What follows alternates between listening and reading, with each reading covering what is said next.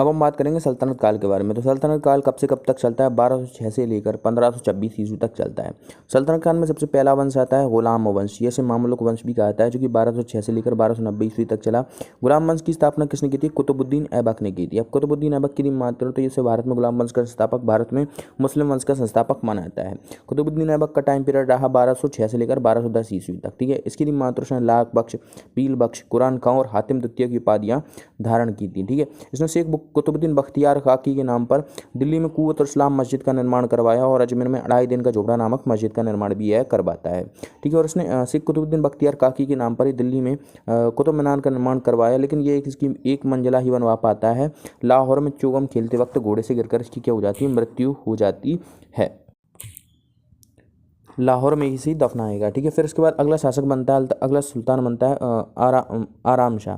ये 6 महीने तक ही शासक रहता है। दिल्ली के अमीरों द्वारा बदायूं के सूबेदार इल्तुतमिश को आमंत्रित किया जाता है। अब इल्तुतमिश इसे पराजित करता है और स्वयं सुल्तान बन जाता है। ठीक है, इल्तुतमिश का टाइम पीरियड रहा 1210 ईस्वी से लेकर या 1211 ईस्वी से लेकर 1236 ईस्वी तक। इल्तुतमिश की मात्र तो यह कुतुबुद्दीन ऐबक का गुलाम एवं दामाद हुआ करता था, इसलिए इसे गुलामों का गुलाम कहा जाता है। इसे मुस्लिम वंश का या गुलाम वंश का वास्तविक संस्थापक माना जाता है।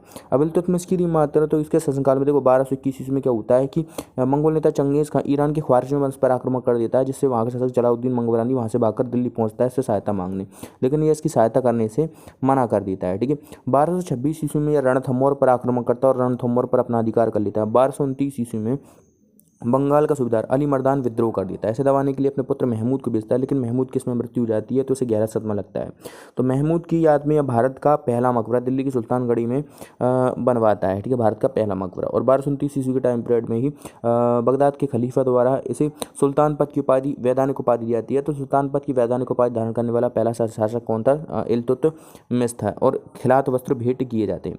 1232 ईस्वी में यह आक्रमण करता है। ठीक है, ग्वालियर कालिंजर को जीतता है। ठीक है, ग्वालियर कालिंजर को जीतता है और 1234 ईस्वी में यह मालवा पर आक्रमण करता है और उज्जैन के महाकालेश्वर मंदिर को लूटता है। इसने ठीक है महाकालेश्वर मंदिर को लूटता है। जब 1236 ईस्वी में अपने नियंत्रण में होता है तो अपने सभी पुत्रों को अयोग्य घोषित कर देता है, अपनी पुत्री रजिया सुल्तान को सुल्तान घोषित कर देता है। अब हम देखेंगे इल्तुतमिश द्वारा किए गए कार्य।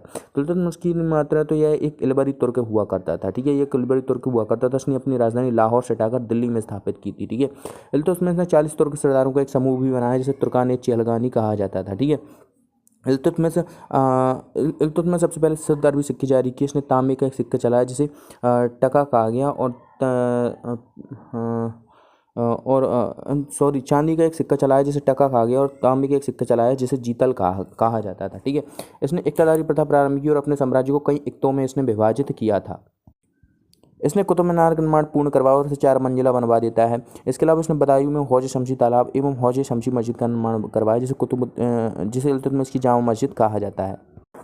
इल्तुतमिश के बाद देखो रजिया जो होती है वह लड़की होती है, इसलिए इसे सुल्तान नहीं माना जाता है। और किसना करो ना आराम इतना रुई, रुकनुद्दीन फिरोज को सुल्तान बना दिया जाता है।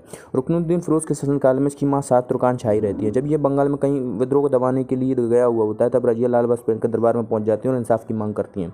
तो अगली सुल्तान बनती है रजिया सुल्तान 1236 से लेकर 1240 ईस्वी तक। रजिया सुल्तान भारत की पहली महिला शासिका और जनता द्वारा जानने वाली पहली महिला शासक होती हैं। ठीक है, रजिया सुल्तान स्वयं को सुल्ताना कहलवाना पसंद करती थी। चोगा एवं काबा कुला एवं टोपी पहनकर दरबार में बैठती थी। इसके शासनकाल में बठिंडा तब हिंद का सूबेदार अल्तुनिया विद्रोह कर देता है। ये अल्तुनिया के विद्रोह को दबाती हैं और उसे विवाह कर लेती हैं। जब 1240 में वापस आ रही होती हैं तो कैथल के पास डाकू द्वारा इसकी हत्या कर दी जाती है। इल्तुतमिश रजिया सुल्तान के बाद अगला जो सुल्तान बनता है करुणाराम रत्ना रूई की रजाई में बहराम सा बनता है। 1240 से लेकर 1242 ईस्वी तक रहता है। फिर आलम शाह मसूद शाह बनता है, 1242 से लेकर 1246 ईस्वी तक रहता है। फिर नासिरुद्दीन महमूद बनता है, 1246 से लेकर 1265 ईस्वी तक ये सुल्तान रहता है। ये टोपी सीकर अपना जीवन निर्वाह करता है। यह तुर्कान चेलगानी की सर्वोच्च पद नायक के मालकात पर गयासुद्दीन बलबन को बिठा देता है और उसे उलूग खां की उपाधि देता है। ठीक है, बाद में बलबन इसी की जहर देकर हत्या कर देता है। अब हम बात करेंगे बलबन की। बलबन गयासुद्दीन बलबन के नाम से दिल्ली की गद्दी पर बैठता है और उसका टाइम पीरियड 1265 से लेकर 1287 ईस्वी तक रहता है। बलबन की मात्र उसके बचपन का नाम क्या था? ठीक है, बलबन के ठीक है बचपन का नाम क्या था? बहाउद्दीन था। ठीक है, बहाउद्दीन था।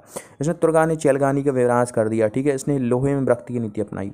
इसने सिजदा एवं पेवोश प्रथा प्रारंभ की। इसने नवरोज उत्सव प्रारंभ किया। ठीक है, इसने नवरोज उत्सव प्रारंभ किया। ठीक है, इसने जिले इलाही और नियामत खुदाई की उपाधि भी धारण की थी। ठीक है, धारण की। इसने दीवान अर्ज नामक एक नए सैन्य विभाग की स्थापना की। ठीक है, इसके दरबार में अमीर खुसरो एवं अमीर हसन रहा करते थे। अमीर खुसरो तो मोहम्मद बिन तुगलक के शासनकाल तक रहा है। ठीक है, और इसने क्या किया, और इसने दिल्ली के अमीरों का दमन किया था। ठीक है, दिल्ली के अमीरों का दमन किया। इसके समय पर मंगोलों ने आक्रमण किया था। इसने मंगोलों से लड़ने के लिए अपने पुत्र महमूद को भेजा था, जिसमें इसकी मृत्यु हो जाती है, जिससे इसे गहरा सदमा लगता है। ठीक है, इसने राजत्व का सिद्धांत भी चलाया था, ठीक है। इसके बाद हम बात करें, देखो यह भी यह भी इल्तुतमिश का गुलाम हुआ करता था, और यह भी एक इलबरी तुर्क हुआ करता था। इसके बाद अगला सुल्तान बनता है कैकुबाद। 1287 से लेकर 1290 ईस्वी तक रहा। इसने किलोखरी का दुर्ग बनवाया था, इसे बलबन का लाल महल कहा जाता है। इसके बाद ट्यूमर्स 1290 ईस्वी में सुल्तान बना। ये एक बच्चा था। इसका संरक्षक मलिक फिरोज को नियुक्त किया गया। मलिक फिरोज ने इसकी जहर देकर हत्या कर दी। मलिक फिरोज ने क्या कर दिया, इसकी जहर देकर हत्या कर दी और खिलजी वंश की स्थापना की।